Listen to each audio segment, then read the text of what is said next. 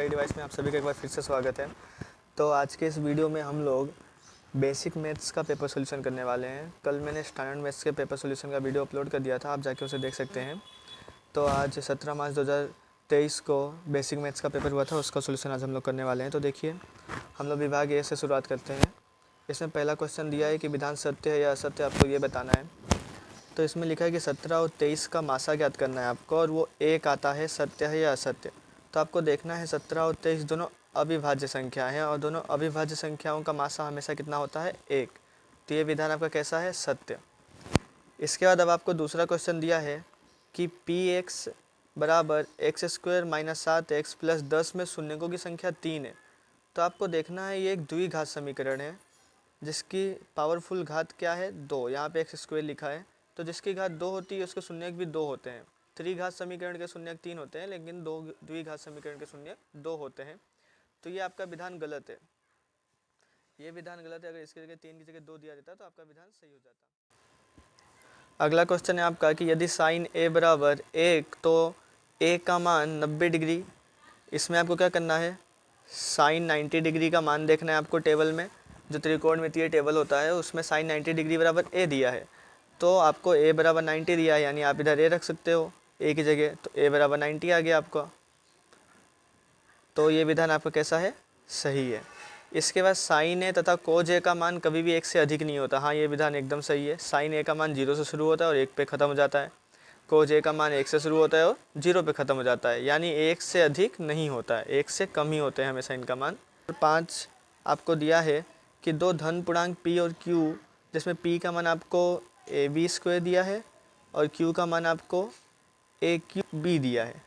इसका आपको क्या करना है, लासा निकालना है। लासा निकालने के लिए हम लोग दोनों संख्याओं को एक बार ले लेते हैं। मैंने एक बार a ले लिया, एक बार b ले लिया। a की सबसे बड़ी घात यहाँ पे 3 दी हुई है और b की सबसे बड़ी घात क्या दी है, 2। तो aq(b²) ये आपका हो जाएगा आंसर सी।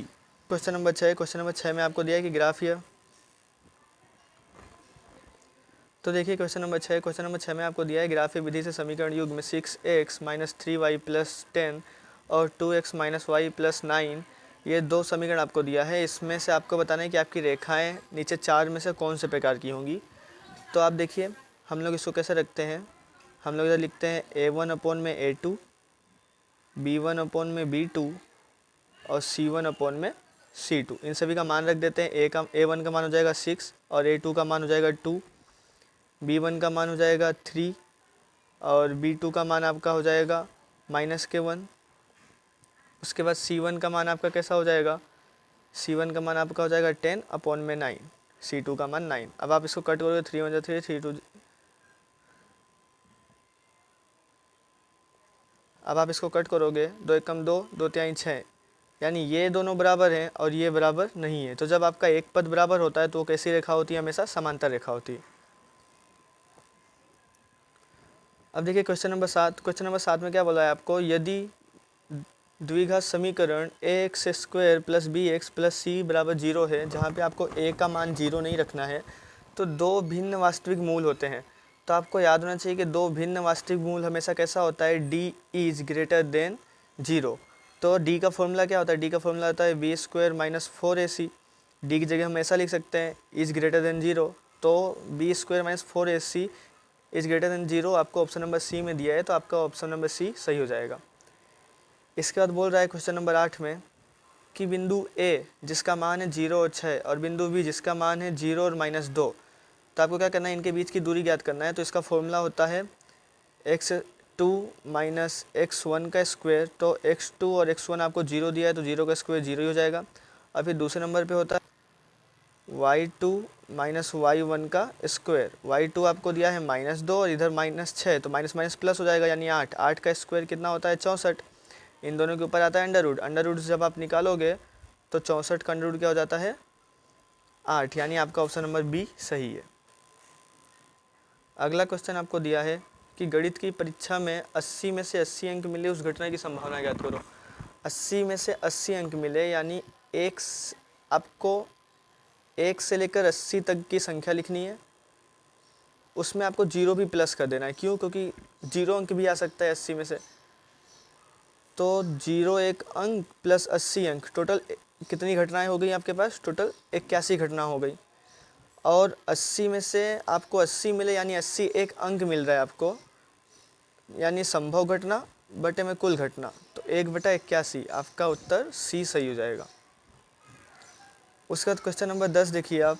क्वेश्चन नंबर 10 में आपको बोला है y बराबर p ऑफ x है, तो शून्यकों की संख्या याद करना है। शून्य यानी आपको x के देखने हैं, तो आपको x में कितनी बार रेखा प्रतिच्छेदित कर रही है? एक बार यहाँ पे कर रही है और एक बार यहाँ पे कर रही है, यानी 2 बार प्रतिच्छेदित कर रही है, तो आपका उत्तर बी सही हो जाएगा। अगला क्वेश्चन है आपका कि योग्य विकल्प पसंद करके रिक्त स्थानों की पूर्ति करना है आपको। तो आपका क्या बोल रहा है कि वर्गीकृत माहिती के से कम और से अधिक। तो देखिए यहाँ पे ये वाई अक्ष और ये एक्स अक्ष है। एक्स अक्ष में से अधिक रेखा ये बनती है और से कम रेखा ये बनती है। तो ये दोनों जहाँ पर एक दूसरे को प्रतिच्छेदित कर रही हैं, ये दोनों एक दूसरे को इस बिंदु पर प्रतिच्छेदित कर रही हैं, तो इस बिंदु को हम लोग क्या कहते हैं? माध्यक। क्या कहते हैं? माध्यक।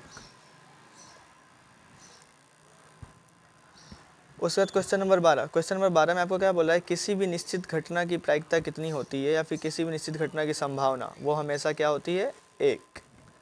किसी वृत्त की स्पर्श रेखा उससे बिंदु। देखिए क्वेश्चन नंबर 13 आपको क्या बोल रहा है कि आपके पास एक वृत्त है, अब इसकी एक स्पर्श रेखा जो इसको स्पर्श करते हुए जा रही है, तो ये इसको कितने बिंदु पर काटेगी? यहीं पे काटेगी, एक जगह पर।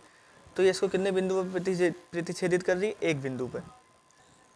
तो देखिए क्वेश्चन नंबर 14। क्वेश्चन नंबर 14 आपको बोल रहा है कि एक वृत्त एक चतुर्भुज ABCD की सभी भुजाओं को स्पर्श करता है। यानी आपके पास एक चतुर्भुज है कुछ इस प्रकार का, इसके अंदर एक वृत्त है जो इसके चारों भुजाओं को क्या करता है?